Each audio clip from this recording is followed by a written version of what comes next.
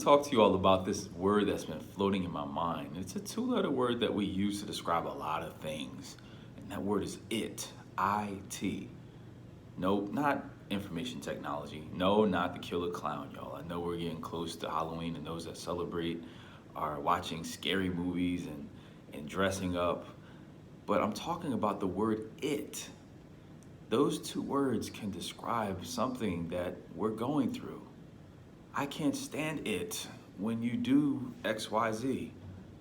It can be a problem. It can be so destructive. There's so many it's that we have in our lives that it's hard to keep count. That it can be you not being able to meet a goal that you wanted, that you set. It can be something that you've decided to do on your own, and now you're like, man, this it is so difficult. This it is crazy. This it is overwhelming. I can't take it anymore. I can't take it anymore. I don't feel like I'm called to do it. I don't feel like I have the capacity to do it. I don't know if God's called me to it. You see how many it's we have? And these are just examples of all of us having the same problem. I've had an it problem my entire life. But can we look at it as a problem or know we can find a solution? There's a mindset that we all take on when there's a problem in our lives. We automatically go into problem solving mode, which is good. We all have a mind that, okay, there's a problem, let's find a solution. But the solution is not within sometimes, it's with Him.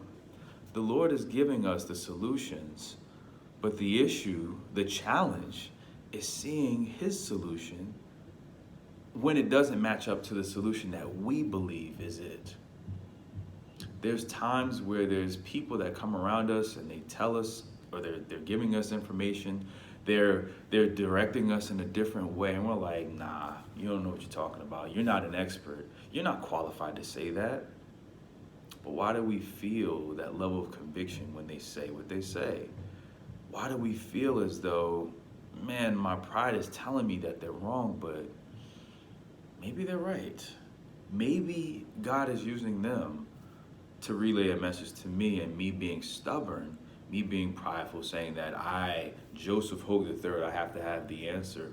I'm the leader of this. God gave me this. No one else can help me with this. But can I tell you that a lot of the times, God will speak to us through people and the people that He's placed around us. And we have to have our ears, allow our ears to be sensitive to the way in which He will relay the message to us. Our eyes have to also be sensitive to the things He may show us through nature, through various different things. We can't allow that two-letter word to destroy what He is wanting us to create, what has already been created. He's already created all things, but we're just watching it through our own lens of living in this world for it to come to pass. And I don't know about you, I don't want to be the holdup. I don't want to be the delay in seeing the manifestation of what God has already created. And oftentimes, we can be our own stumbling block. So let's get out of our own way.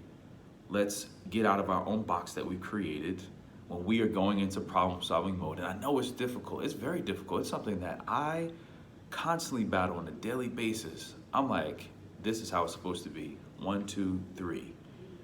But God doesn't always move in our order. He moves the way that He wants to move. So it's constantly learning that and constantly accepting that is what we need to be doing. We need to be accepting of that. But it's a process, y'all, and it's something that I encourage you, if you have an accountability partner, if you have a community that backs you, that supports you, that encourages you, that pours into you, and you can pour into them and vice versa, get with them. It's time. It's time for us to stop trying to climb this mountain by ourselves and letting it be the stumbling block, be the destroyer of what God has already created. So let's get it on. Let's get it out of the way.